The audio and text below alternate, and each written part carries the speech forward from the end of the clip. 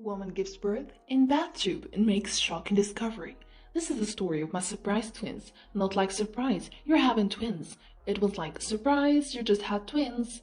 I was going to have a home birth, and I still had a natural water birth, but wasn't planning on doing ultrasounds.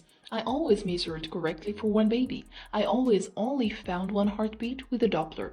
I had terrible, terrible morning sickness followed by a month of unbelievable migraines that the chiropractor couldn't even help.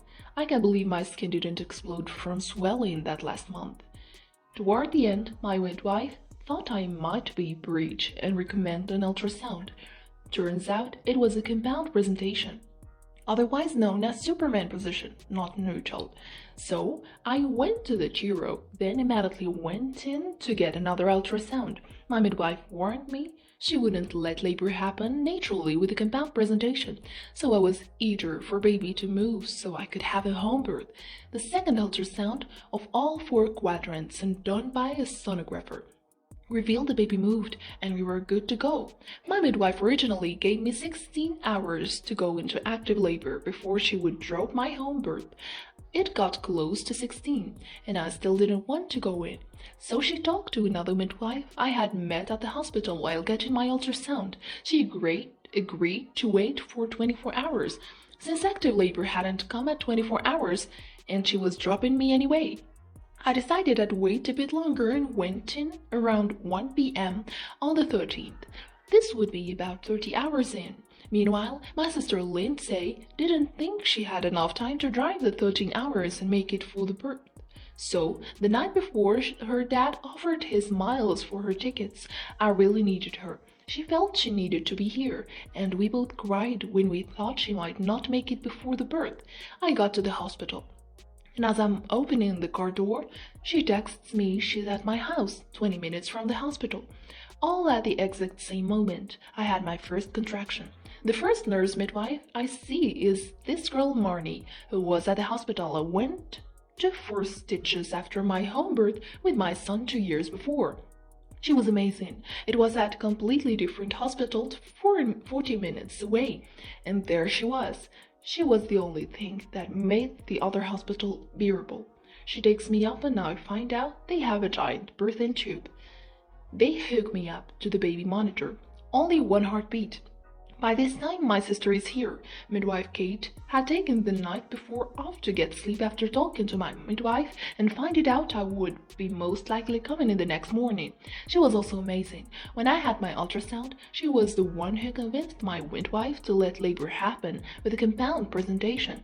Kate had her baby born at home with a compound presentation. So I told my midwife I wanted her if I had a hospital birth. My amazing friend Ashley rushed over to bring me some birthing essentials and information cards, and she saved the day with clary sage. By 2:20 p.m., I was having hard contractions. I got in the tube. I wasn't supposed to birth in the tube, but by the time I felt like I needed to push.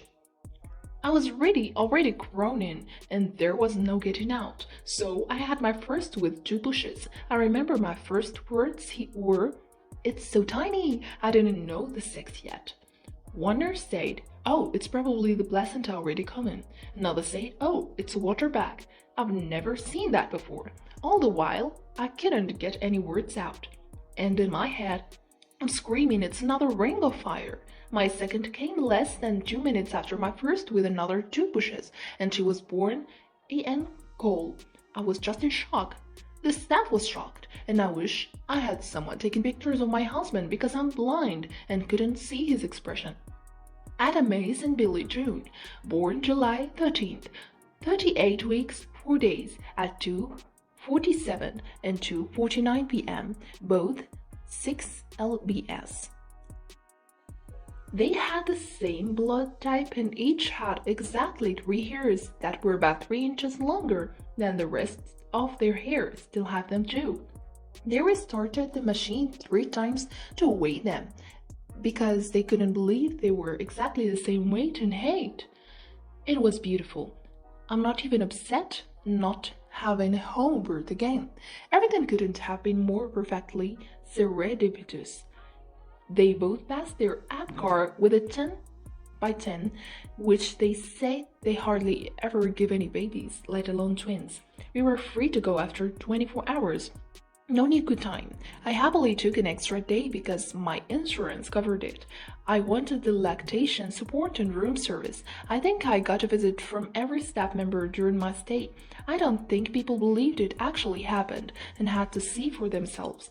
I did have a dream while I was pregnant with them that I gave birth to 2 really tiny baby girls and 1 extremely big boy.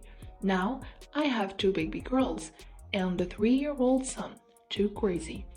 It was just beautiful. I will never forget the indescribable feelings behind those pictures. I was beyond happy. We were both so happy, and I think everything happens for a reason. The likelihood of another baby hiding in the womb is extremely minuscule, but it happened. This essay was republished with permission, and I was written by Lindsay Altis. You can follow her journey on Instagram.